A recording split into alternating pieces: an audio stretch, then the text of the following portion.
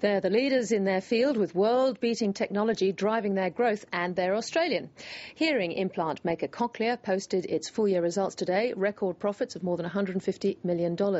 We're joined live in the studio tonight by Cochlear's CEO and President, Dr. Chris Roberts. Chris Roberts, welcome to Lateline Business. Thank you, Tiki. What is it that makes this product, Nucleus 5, such a game-changer, as you call it? It's a game changer because of the innovations that improve the hearing performance for the recipient, that improve the cosmetics, the ergonomics, the miniaturisation, the thin implant that changes the cosmetic outcome from the surgeon's perspective. It actually shortens the operating time for the surgeon.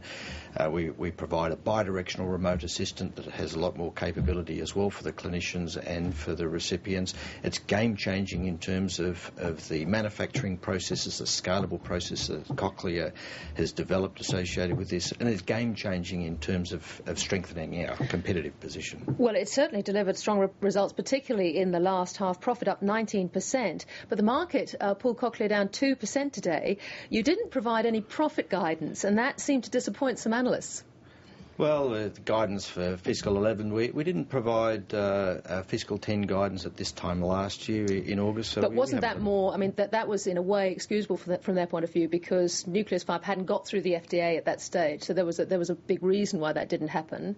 I mean, it seems extraordinary that you wouldn't actually be going up another 15% next year, given how successful Nucleus 5 has been. I guess the flip side is not to focus too much on the short term. We're spending our time thinking, how are we going to treat 10 times as many ears in 10 years' time? So I can't draw you out on next year. Well, we don't want to take our economic blood pressure every 5 minutes, but that said, fiscal 11 is important. But this story is a lot more than fiscal 11. I mean, we have the products for fiscal 11. The Cochlear is about what we're building for 3 years, 5 years, 10 years down the track. It's how we're scaling up the clinical pathway, what we're doing to develop advancing a range of implantable devices that really are going to change the life of hundreds and hundreds of thousands of people around the world. It's not fiscal 11. And your marketing strategy has to be very different in different continents, doesn't it? I'm looking at America, which is your outstanding market. Is that largely because the state reimbursement side is all sorted and very strong? Reimbursement is good in the US, but it is in Europe as well. So the standout for this year was absolutely the Americas, up 18% in constant currency terms, and in fact up 29% for the second half. That's a great result. So if it wasn't reimbursement, then what was the extra thing that drove it? Because Europe was relatively flat, wasn't it? So Europe is really EMO, so Europe, Middle East and Africa, and it was more the flat tender sales or the weak tender sales in Eastern Europe and the Middle East and the like, rather than Western Europe. So we were very, very happy with the result of Nucleus 5 in those advanced Western European economies. And Asia was very hard for you last year. This year it seems to be coming good. What is your strategy in China and India in particular? Well, they are very, very important markets in Asia Pacific for us. So we've actually changed our distribution model in India. We've gone direct in India, and similarly we're increasing our direct presence in China. We're setting up a WFOE, our wholly owned foreign entity in China that allows us to do more things directly on the ground there. Both of those markets are very, very important for the future. But really, Asia Pacific is still only 14% of our global sales today, 44% in the Americas and 42% in Europe.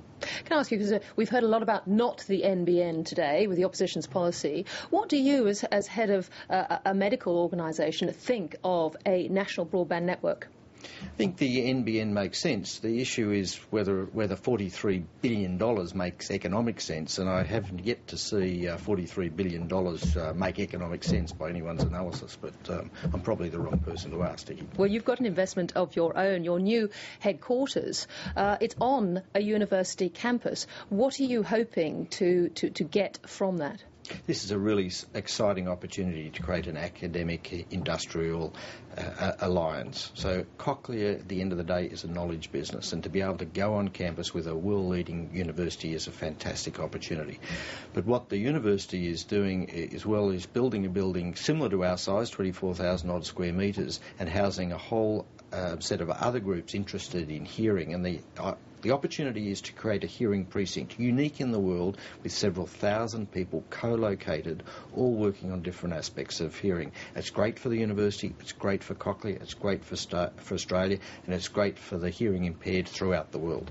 Dr. Roberts, thank you very much for talking to Lateline Business. Thank you, Tikki.